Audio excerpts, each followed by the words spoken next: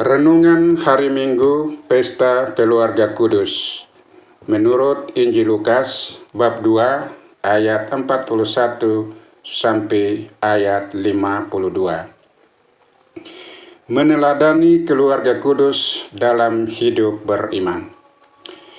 Saudara-saudari yang terkasih di dalam nama Tuhan kita Yesus Kristus.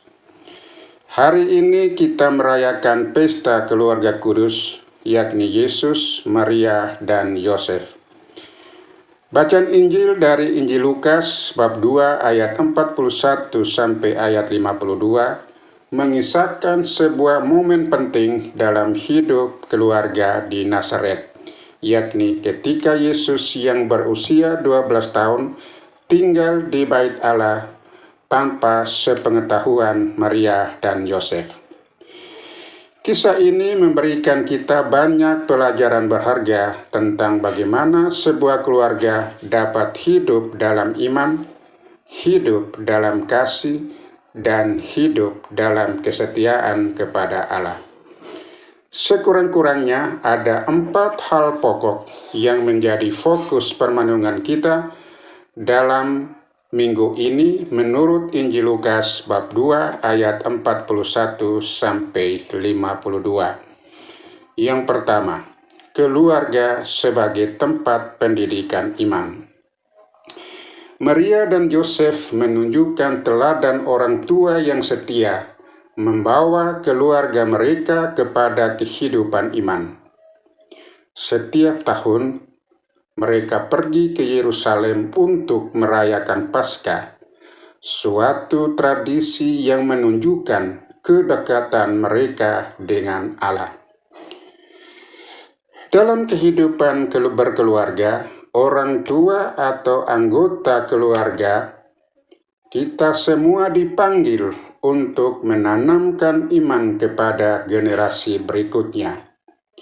Iman bukan sekedar kata-kata, tetapi harus ditunjukkan melalui tindakan nyata seperti doa bersama, kehadiran dalam misa kudus, dan saling mendukung dalam menjalani nilai-nilai Kristiani. Yang kedua, tantangan dalam keluarga adalah bagian dari perjalanan menuju kekudusan. Ketika Maria dan Yosef menyadari bahwa Yesus tidak bersama mereka, mereka panik dan segera mencari Yesus. Hal ini menunjukkan bahwa dalam keluarga kudus sekalipun, selalu ada tantangan, selalu ada ketegangan. Namun Maria dan Yosef tidak saling menyalahkan, tetapi mereka bekerja sama untuk menyelesaikan masalah atau persoalan keluarga.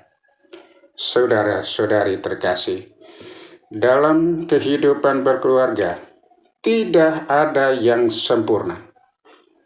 Ada kesalahpahaman, ada konflik, atau bahkan rasa kehilangan.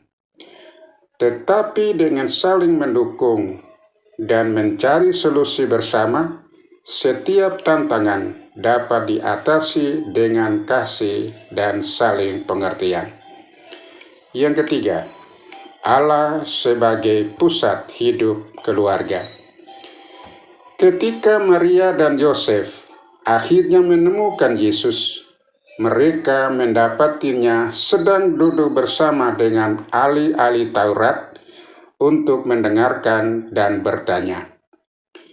Ketika ditanya, Yesus menjawab, "Tidakkah kamu tahu bahwa aku harus berada di dalam rumah Bapakku?" Jawaban ini menunjukkan bahwa Yesus tahu prioritas hidupnya, yaitu melaksanakan kehendak Allah.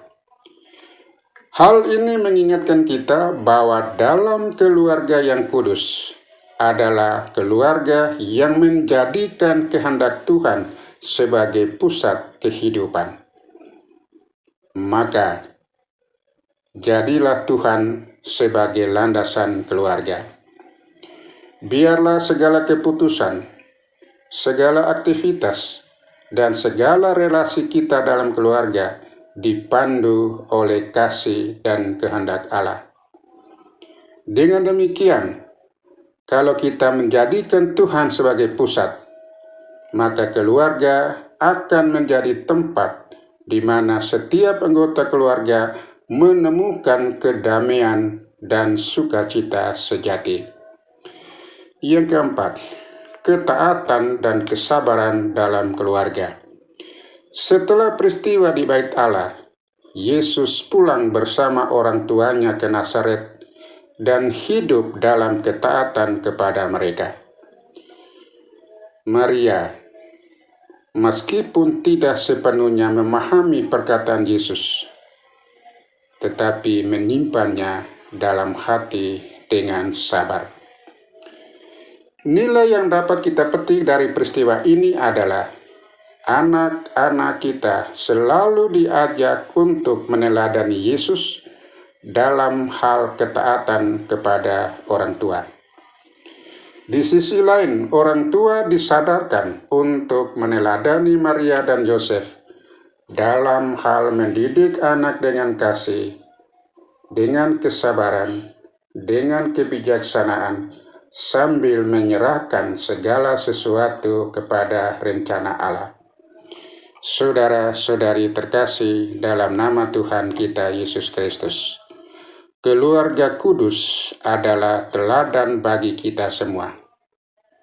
Mereka mengajarkan kita bahwa kekudusan tidak berarti bebas dari tantangan, tetapi tentang bagaimana kita menghadapi setiap tantangan dengan iman, kasih, dan kepercayaan kepada Allah.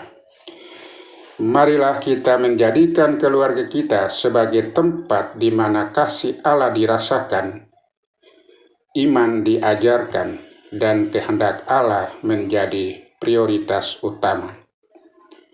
Serahkanlah keluarga kita kepada Tuhan, karena hanya dengan demikian kita dapat membangun keluarga yang harmonis dan kudus. Semoga Tuhan memberkati kita semua.